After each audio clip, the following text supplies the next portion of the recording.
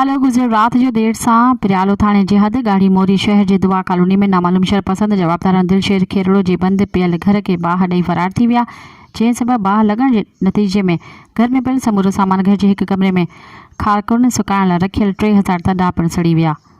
बाहि लॻण जे इतला ते इलाइक़े वासियुनि खे पंहिंजी मदद पाइण तहत बाहि विसाइण जी कोशिश कई ऐं ख़ैरपुर मां आयल फायर ब्रिगेड जी गाॾी 2 कलाकनि खां पोइ पहुती बाहि ते कंट्रोल करण ऐं बाहि विसाई। इन सिलसिले में घर धणी राब्तो कंदे साफ़िन खे ॿुधायो त नामालूम शरपसंदनि जवाबदारनि मुंहिंजे बंदि कयल घर खे बाहि ॾेई फरार थी विया, जंहिं सबबि घर में रखियल हंध बिस्तरा खटूं 60 मण कणक ऐं ख़ारकुन सुकाइण लाइ रखियल 3000 खां वधीक तॾा सड़ी विया।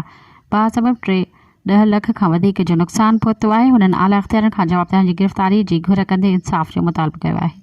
मज़ीद ख़बरनि ऐं तफ़सीलात लाइ विज़िट कयो असांजी वेबसाइट www.awamiNewsHD.com ऐं ॾिसंदा रहो अवामी न्यूज़ HD।